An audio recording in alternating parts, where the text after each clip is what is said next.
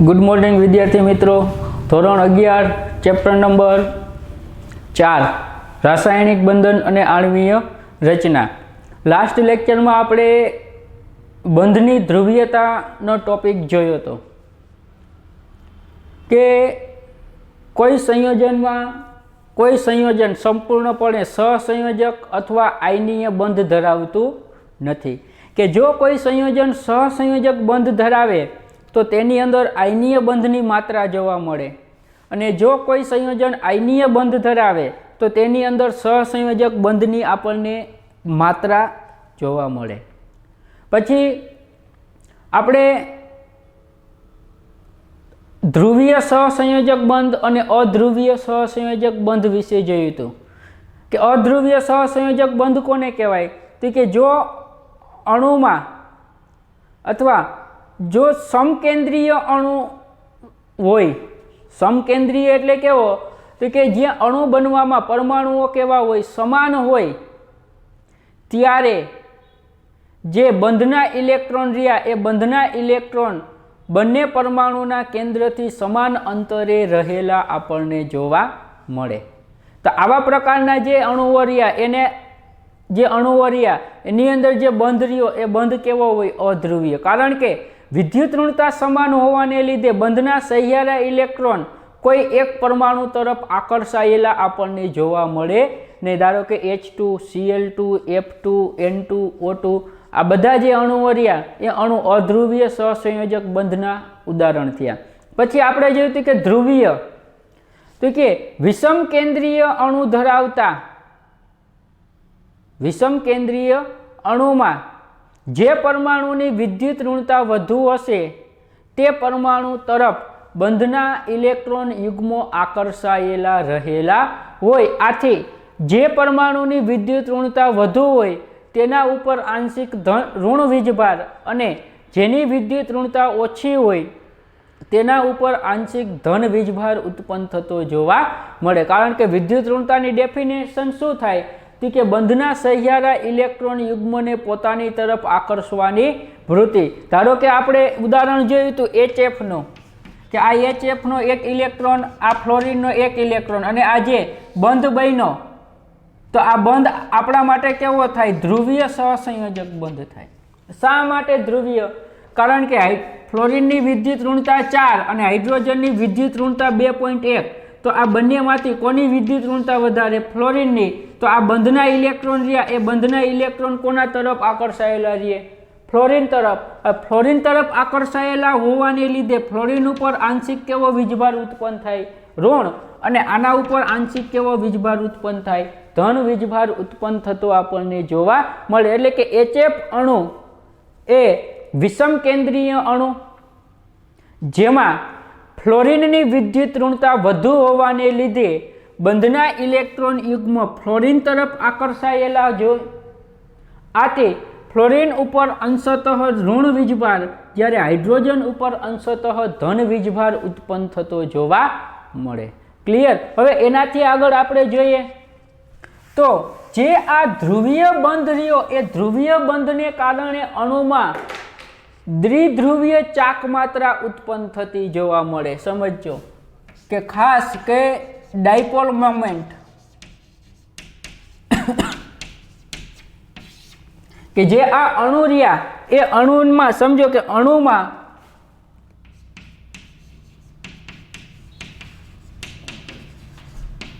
ध्रुवीभवनने लीधे अणुमां ध्रुवीभवनने लीधे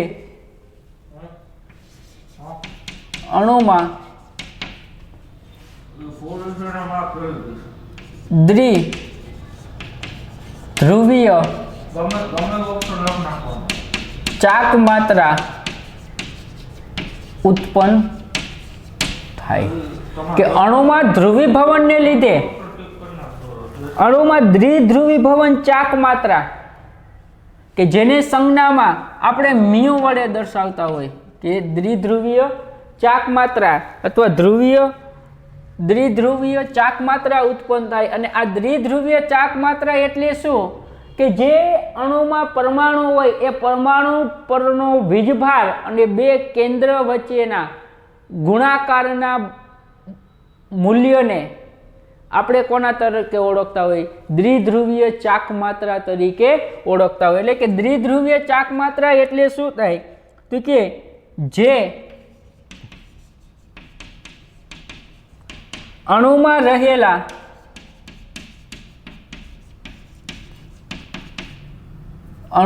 રહેલા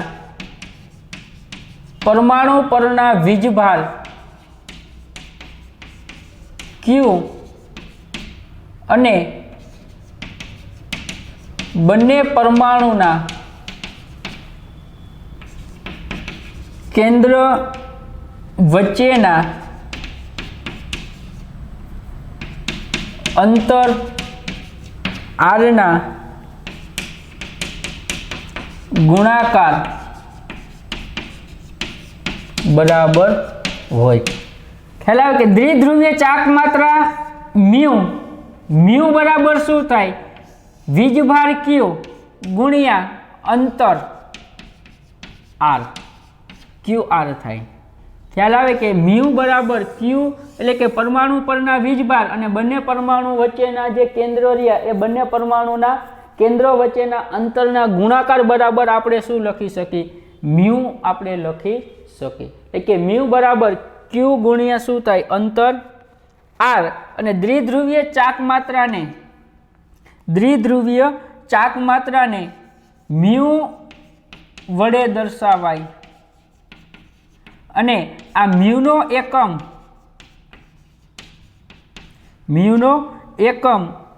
D અથવા D by કે એનો એકમ શું થાય? D અથવા એને આપણે કોના તરીકે બોલતા હોય? D બાય તરીકે આપણે બોલતા હોય. ખ્યાલ આવે? એટલે કે મ્યુ બરાબર Q ગુણ્યા અંતર R અને એને મ્યુ એટલે દ્વિધ્રુવીય ચાક માત્રાને સંજ્ઞામાં આપણે કોના વડે દર્શાવતો હોય? મ્યુ વડે. અને મ્યુનો એકમ શું થાય? D બાય D અથવા D લખવાનો શું? D અને બોલવાનો શું? D બાય તરીકે આપણે દર્શાવતા હોય. હવે સમજો કે 1 D બાય બરાબર કેટલા? Coulomb into metre. તો સમજો કે ખાસ આ યાદ રાખવાનું કે 1 D બાય બરાબર 3.33564 ગુણ્યા 10⁻³ કુલમ્બ ઇન્ટુ મીટર. કારણ કે વીજભારનો એકમ શું થાય? કુલમ્બ. અને અંતરનો એકમ શું થાય? મીટર. એટલે કે 1 D બાય બરાબર 3.33564 ગુણ્યા 10⁻³ કુલમ્બ ઇન્ટુ મીટર. આ MCQ માટે યાદ રાખવાનો કે 1 D બાય બરાબર કેટલા? Coulomb into metre. તો કે 1 D બાય બરાબર 3.33564 ગુણ્યા 10⁻³ કુલમ્બ ઇન્ટુ શું થાય? મીટર વડે આપણે દર્શાવી શકીએ. હવે સમજો કે દ્વિધ્રુવીય ચાક માત્રા કે જે આપણે એમ કીધું કે જે અણુ ધ્રુવીય હોય, ધ્રુવીય એટલે શું? કે એક પરમાણુ ઉપર ધન વીજભાર હોય અને એક પરમાણુ ઉપર કેવો હોય? ઋણ વીજભાર. તો વાસ્તવમાં સમજો કે આ દ્વિધ્રુવીય ચાક માત્રા રહી એ દ્વિધ્રુવીય ચાક માત્રાને તીર વડે દર્શાવવામાં આવે, ક્રોસ કરેલ તીર વડે.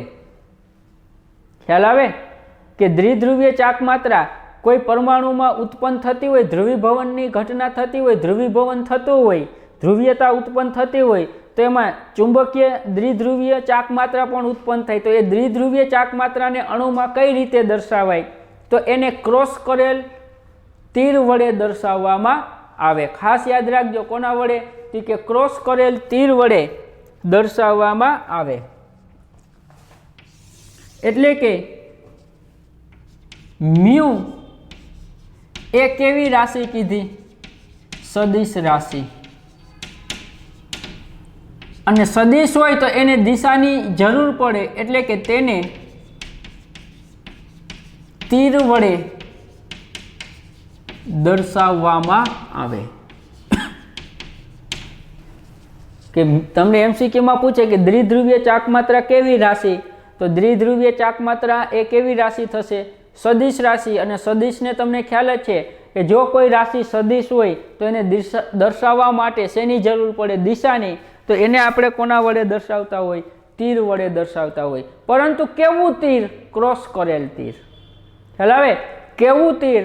તો કે ક્રોસ કરેલ તીર. હવે સમજો, ક્રોસ કરેલ તીરમાં જે શીર્ષ રહ્યું એ શીર્ષને અંશતઃ ઋણ વીજભાર ધરાવતા પરમાણુ તરફ દર્શાવવામાં આવે, અને ક્રોસનો જે ભાગ રહ્યો એ ક્રોસનો ભાગ જે પરમાણુ ઉપર આંશિક ધન વીજભાર ઉત્પન્ન થાય તેના ઉપર આપણે દર્શાવતા હોય. ખાસ યાદ રાખજો કે આપણે જો એને તીર વડે દર્શાવતા હોય તો આ તીરને ક્રોસ કરેલ તીરમાં ક્રોસ, સમજો કે ક્રોસ કરેલ તીરમાં જે ક્રોસ કરેલો છેડો હોય, ક્રોસ કરેલ છેડો આંશિક ધન વીજભાર ધરાવતા પરમાણુ તરફ અને શીર્ષ એટલે કે તીર આંશિક ઋણ વીજભાર ધરાવતા પરમાણુ પર દર્શાવવામાં આવે. સમજો આ મુજબ આ તીર અને આ ક્રોસ કરેલ તીર, તો આ સાઇન વડે, આ નિશાની વડે દ્વિધ્રુવીય ચાક માત્રા શું કરવામાં આવે? દર્શાવવામાં આવે. તો આ જે ક્રોસ કરેલ ભાગ રહ્યો ને એ ક્રોસ કરેલ ભાગ જે અણુ રહ્યો વિષમ કેન્દ્રીય અણુ, એ વિષમ કેન્દ્રીય અણુમાં જે પરમાણુ ઉપર ધન વીજભાર ઉત્પન્ન થતો હોય ને એના તરફ રાખવાનો. અને આ જે તીરની નિશાની રહી એટલે કે આ એનું શીર્ષ થાય અને આ એની પૂંછ થાય, તો આ જેનું શીર્ષ રહ્યું એ શીર્ષ વિષમ કેન્દ્રીય અણુમાં જે પરમાણુ ઉપર ઋણ વીજભાર ક્રિએટ થતો હોય ને એના તરફ દર્શાવવામાં આવે. સમજો દાખલા તરીકે HF ની વાત કરીએ તો HF માં સમજો કે HF માં આ ફ્લોરિન અને હાઇડ્રોજન વચ્ચે સહસંયોજક, પરંતુ કેવો સહસંયોજક હોય વિચારો જોઈએ? ધ્રુવીય સહસંયોજક બંધ હોય. શા માટે? કારણ કે ફ્લોરિનની વિદ્યુત ઋણતા વધુ હોય એટલે બંધના ઇલેક્ટ્રોન કોના તરફ જાય? ફ્લોરિન તરફ. એટલે ફ્લોરિન ઉપર આંશિક કેવો વીજભાર ક્રિએટ થયો? નેગેટિવ. હાઇડ્રોજનની વિદ્યુત ઋણતા ફ્લોરિન કરતાં કેવી હોય? ઓછી. તો હાઇડ્રોજન ઉપર કેવો વીજભાર ક્રિએટ થયો? પોઝિટિવ. તો આની દ્વિધ્રુવીય ચાક માત્રા આપણને મળે. તો એ દ્વિધ્રુવીય ચાક માત્રાની સંજ્ઞા શું? કઈ નિશાની વડે દર્શાવાય? ક્રોસ કરેલ તીર. તો ક્રોસ કરેલ તીરનો આ છેડો વિચારો જે કોના તરફ આવશે? ફ્લોરિન તરફ આવશે. કારણ કે ફ્લોરિનની વિદ્યુત ઋણતા કેવી? વધારે. એટલે કે એના ઉપર આંશિક કેવો વીજભાર ક્રિએટ થાય? ધન વીજભાર. અને આ ઋણ વીજભાર. અને આ ક્રોસ કરેલ તીર કોના તરફ આવે? હાઇડ્રોજન તરફ. શા માટે? કારણ કે હાઇડ્રોજન ઉપર કેવો વીજભાર ક્રિએટ થયો? નેગેટિવ, પોઝિટિવ વીજભાર. તો આ રીતે આપણે દર્શાવી શકીએ. ખ્યાલ આવે? ક્લિયર? તો ખાસ યાદ રાખવાનું, દ્વિધ્રુવીય ચાક માત્રા એટલે શું? તો કે અણુમાં રહેલા પરમાણુ પરના વીજભાર અને બંને પરમાણુના કેન્દ્ર વચ્ચેના અંતરના ગુણાકારને આપણે કોના તરીકે ઓળખતા હોય? દ્વિધ્રુવીય ચાક માત્રા મ્યુ વડે. મ્યુ નો એકમ શું થાય? ડી/, અને 1 ડી/ બરાબર 3.33564 ગુણ્યા 10⁻³ કુલમ્બ ઇન્ટુ મીટર. જો આ સેન્ટીમીટર નથી હો, આ સેન્ટીમીટર નથી, સેન્ટીમીટર નથી ભાઈ, આ કેવું? કુલમ્બ. Coulomb into metre. કારણ કે વીજભારનો એકમ શું થાય? કુલમ્બ. અને અંતરનો એકમ શું થાય? મીટર. તો 1 ડી/ બરાબર કેટલા થાય? 3.33564 ગુણ્યા 10⁻³ કુલમ્બ ઇન્ટુ મીટર. પછી મ્યુ એ કેવી રાશિ કીધી? સદિશ. અને તમને ખ્યાલ છે કે જે સદિશ રાશિ હોય એને દર્શાવવા માટે શેની જરૂર પડે? તીરની. તો આને શેના વડે દર્શાવાય? તીર વડે. તો તીર ક્યાં મૂકવું? એનો શીર્ષ ભાગ ક્યાં આવે અને એની પૂંછ ક્યાં આવે? તો સમજો કે ચુંબકીય ચાકમાત્રા દ્વિધ્રુવીય ચાકમાત્રાને ક્રોસ કરેલ તીર વડે દર્શાવાય અને ક્રોસ કરેલ જે ભાગ રહ્યો એ વિષમ કેન્દ્રીય અણુમાં જે પરમાણુ ઉપર આંશિક ધન વીજભાર ક્રિએટ થતો હોય એના ઉપર આપણને જોવા મળે, અને ઋણ વીજભાર રહ્યો એ ઋણ વીજભાર વિષમ કેન્દ્રીય પરમાણુમાં ક્યાં જોવા મળે? ઋણ વીજભાર તરફ આપણે એનું તીર દર્શાવતા હોય. તો આ રીતે આપણે ક્રોસ કરેલ તીર વડે આપણે દ્વિધ્રુવીય ચાકમાત્રાને દર્શાવતા હોય. હવે સમજો કે આ દ્વિધ્રુવીય ચાકમાત્રા રહી એ દ્વિધ્રુવીય ચાકમાત્રાને આધારે કોની ચાકમાત્રાનું મૂલ્ય 0 થાય અને કેવા અણુની ચાકમાત્રાનું મૂલ્ય 0 હોતું નથી એ આપણે ચર્ચા કરી.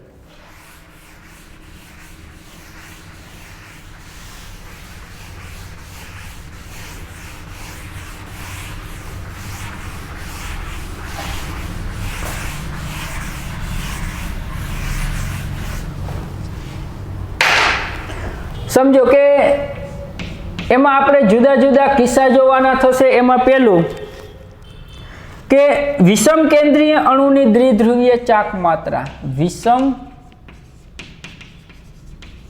કેન્દ્રીય અણુની દ્વિધ્રુવીય ચાકમાત્રા મ્યુ. કે આપણને ખ્યાલ છે કે દ્વિધ્રુવીય ચાકમાત્રા રહે એ શેમાં ઉત્પન્ન થાય? વિષમ કેન્દ્રીય અણુમાં ઉત્પન્ન થાય. તો આ વિષમ કેન્દ્રીય અણુ રહ્યા એ વિષમ કેન્દ્રીય અણુની દ્વિધ્રુવીય ચાકમાત્રા આપણે જોઈએ. હવે સમજો કે જો બે પરમાણુ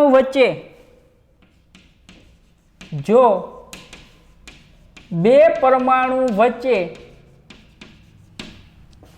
વિદ્યુત ઋણતા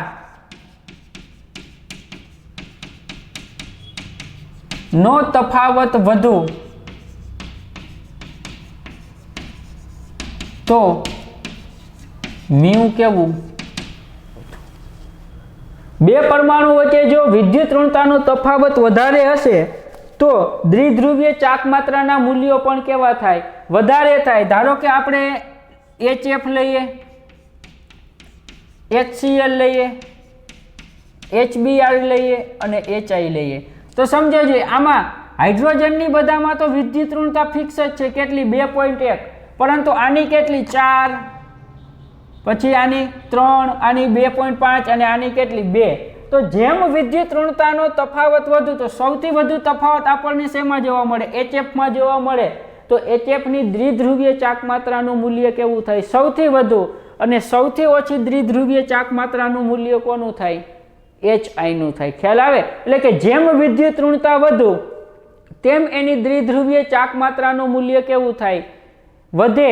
અને દ્વિધ્રુવીય ચાકમાત્રાનું મૂલ્ય વધે તો એ બંધની ધ્રુવીયતાના મૂલ્યોમાં પણ શું થાય? વધારો થતો આપણને જોવા મળે. એટલે કે MCQ માટે તમારે આટલું યાદ રાખવાનું કે જો વિદ્યુત ઋણતા વધુ તો મ્યુ વધુ. કે જો વિદ્યુત ઋણતા ઇલેક્ટ્રોનેગેટિવિટીનું મૂલ્ય વધારે તો દ્વિધ્રુવીય ચાકમાત્રા વધે, અને દ્વિધ્રુવીય ચાકમાત્રા વધે તો બંધની ધ્રુવીયતા વધે. બંધની ધ્રુવીયતા શું થાય? વધે. અને જો બંધની ધ્રુવીયતા વધે તો બંધની પ્રબળતા શું થાય? વધે. બંધની પ્રબળતામાં પણ શું થાય? વધારો થાય. અને જો બંધની પ્રબળતા વધે તો percentage of ionization કેરેક્ટરના મૂલ્યમાં પણ શું થાય? વધારો થાય. એટલે કે આયનીય સ્વભાવ, આયનીય કેરેક્ટરના મૂલ્યમાં શું થાય? વધારો થાય. અને જો એના મૂલ્યમાં વધારો થાય તો એનો વિયોજન એ વિયોજનના મૂલ્યોમાં શું થાય? ઘટાડો થાય. અને જો વિયોજનનું મૂલ્ય ઘટે તો એસિડિક પ્રબળતા પણ શું થાય? ઘટે. કે સમજો કે જેનું વિદ્યુત ઋણતાનું મૂલ્ય વધુ તો તેની દ્વિધ્રુવીય ચાકમાત્રા વધુ, હવે દ્વિધ્રુવીય ચાક માત્ર વધુ હશે તો એ બંધની ધ્રુવીયતા કેવી થાય? વધારે થાય. હવે જો બંધ વધુ ને વધુ ધ્રુવીય હોય તો એ બંધની પ્રબળતા કેવી થાય? વધે. હવે જેમ બંધ પ્રબળ હશે તો એનું આયનીય કેરેક્ટરિઝમ, આયનીય કેરેક્ટર કેવું થાય? વધે. અને જો આયનીય કેરેક્ટર વધે તો એનું આયનીકરણ થવાની વિયોજન પ્રક્રિયા રહે, એ વિયોજન પ્રક્રિયાના મૂલ્યોમાં શું થાય? ઘટાડો થાય. અને જો વિયોજન પ્રક્રિયાના મૂલ્યોમાં ઘટાડો થાય તો એની એસિડિક પ્રબળતાના મૂલ્યોમાં શું થાય? ઘટાડો. તો સમજો કે જો આનું આ HF રહ્યું તો MCQ માટે જો આ ખાસ યાદ રાખો, HF, HCl, HBr અને HI. તો આમાં સૌથી વધારે વિદ્યુત ઋણતા કોની હોય? HF ની. તો આની બંધની ધ્રુવીયતા સૌથી વધુ કોની હોય? HF ની હોય. તો બંધની ધ્રુવીયતાનો ક્રમ આ થાય. તો આ કઈ બંધની ધ્રુવીયતા? તો સૌથી વધુ બંધ કોનો ધ્રુવીય હોય? HF નો. હવે જો HF નો બંધ સૌથી વધુ ધ્રુવીય હોય તો બંધની પ્રબળતા પણ કોની વધારે હોય? HF ની.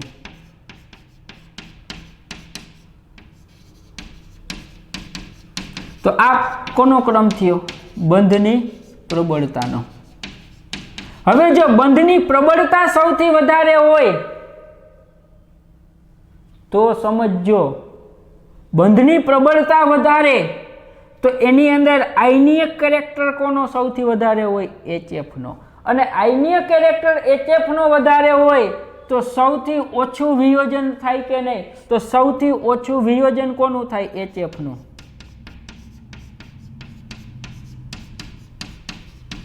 અને સૌથી વધારે વિયોજન તો આ કોનો ક્રમ થયો? વિયોજન ક્રમ.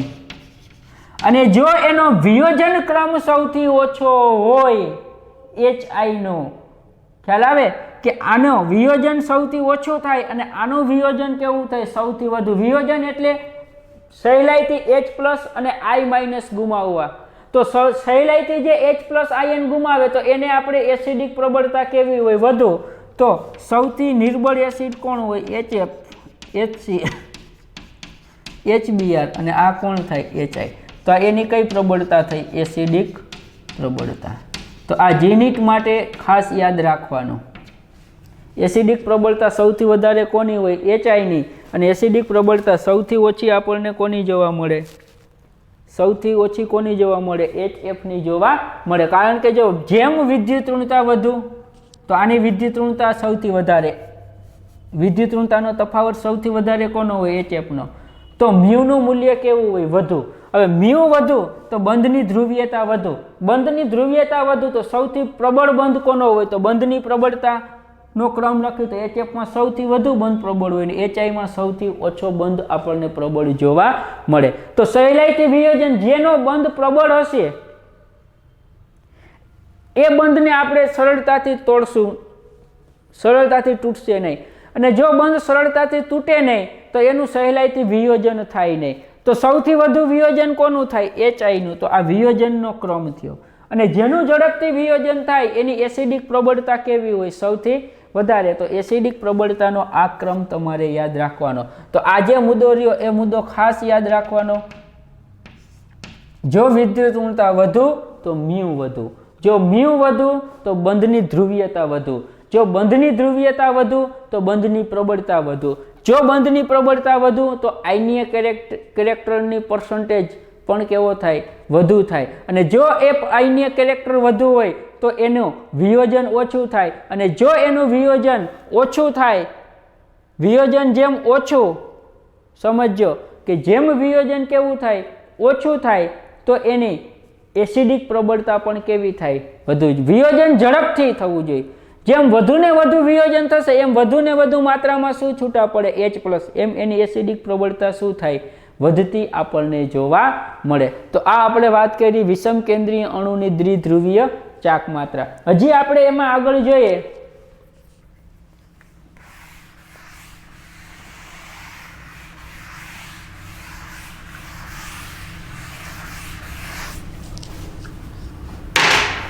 જો એમાં આપણે આગળ જોઈએ તો વિષમ કેન્દ્રીય અણુની દ્વિધ્રુવીય ચાક માત્રા, પછી બહુ કેન્દ્રીય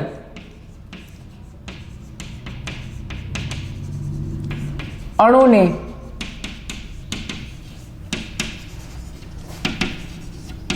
દ્વિધ્રુવીય ચાપ માત્રા. આ વિષમ કેન્દ્રીય અને વિષમ કેન્દ્રીયમાં કેવા બહુ કેન્દ્રીય કે એક કરતા વધારે કેન્દ્રો ધરાવતા હોય એવા. ખ્યાલ આવે કે બહુ કેન્દ્રીય અણુની દ્વિધ્રુવીય ચાપ માત્રાની વાત કરી તો બહુ કેન્દ્રીય અણુઓ બે પ્રકારના હોય કે એક કેવો હોય તો કે સમિતીય અણુ,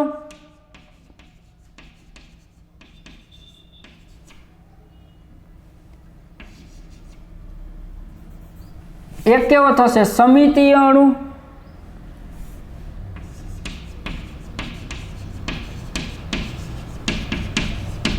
અને બીજો થશે અસમિતીય અણુ.